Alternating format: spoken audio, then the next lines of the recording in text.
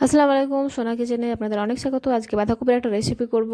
এখানে নিয়ে নিয়েছি চালের গুঁড়ো, বেসন, আদা রসুন বাটা, তেজপাতা, শুকনো লঙ্কা, কালো জিরা, লবণ, শুকনো লঙ্কার গুঁড়ো, জিরে গুঁড়ো, হলুদ গুঁড়ো, রান্নার তেল, কাঁচা লঙ্কা কুচি আর নিয়েছি টমেটো কুচি।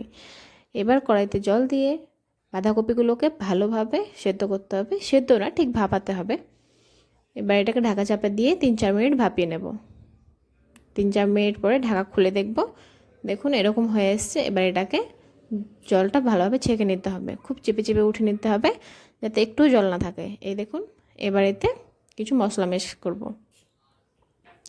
এতে দিয়ে দেব পরিমাণ মতো লবণ, দিয়ে দেব এতে পরিমাণ মতো হলুদ গুঁড়ো, তারপরে এতে দিয়ে দেব 1 চামচ মতো আদা রসুনের পেস্ট, দিয়ে দেব কাঁচা লঙ্কা কুচি,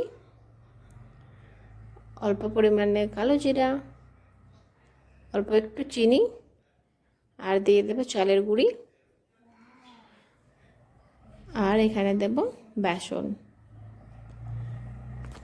এবার এটাকে খুব ভালোভাবে সবগুলোকে একসাথে মেশাবো। খুব ভালো করে মেখে নিতে হবে, ঠিক যেরকম পাকোড়া মাখি। এই দেখুন মাখানো হয়ে গেছে। এবার কড়াইতে তেল দিতে হবে। তেলের পরিমাণটা একটু বেশি লাগবে, পাকোড়ার মতো করেই যেহেতু ভাজতে হবে। এখানে আমি গোল গোল করে এরকম করে দিয়ে দিচ্ছি, চাইলে আপনারা অন্যরকমও করতে পারেন, লম্বাও করতে পারেন। এবার এগুলোকে ভালো করে ভেজে নিতে হবে লাল করে। এই দেখুন প্রায় হয়ে এসছে, উল্টে পাল্টে এগুলো প্রায় লাল লাল হয়ে এসছে। এবার এগুলোকে একে একে উঠিয়ে নেব প্লেটে। সবগুলো উঠানো হয়ে গেল। এবার তেলটা কমিয়ে ফোড়ন দিয়ে দেব শুকনো লঙ্কা, তেজপাতা, গোটা গরম মশলা। এগুলোকে নাড়িয়ে চাড়িয়ে দিয়ে দেবো আদা রসুন পেস্ট।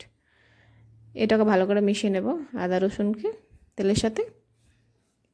তারপরে এতে দিয়ে দেব হলুদ গুঁড়ো, লঙ্কা গুঁড়ো, চাইলে এখানে আপনারা কাঁচা লঙ্কা বেটে দিতে পারেন, আমি লঙ্কা গুঁড়োটা ব্যবহার করেছি। তারপরে এখানে দিয়ে দেব জিরের গুঁড়ো, পরিমাণ মতো স্বাদ বুঝে লবণ। এবার এগুলোকে ভালো করে মেশাবো। ভালোভাবে মেশানো হয়ে গেছে। মেশানোর পরে এতে দিয়ে দেব কেটে রাখা টমেটো কুচি।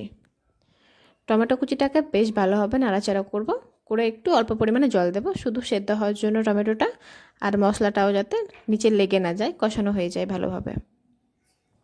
দেখুন বেশ সুন্দর হয়ে গেছে, তেল ছেড়ে দিয়েছে। এবার এতে 1 কাপ পরিমাণ মতো জল দিয়ে দেব। জলটা একটু ফুটতে দেব। জল ফুটে গেছে। এখানে ভেজে রাখা বাঁধাকপির বড়াগুলো দিয়ে দেব। একটা একটা করে সবগুলো ভালোভাবে দিয়ে দেব। এই দেখুন সবগুলো দেওয়া হয়ে গেল। এবার এটাকে একটু নাড়িয়ে চাড়িয়ে নিব।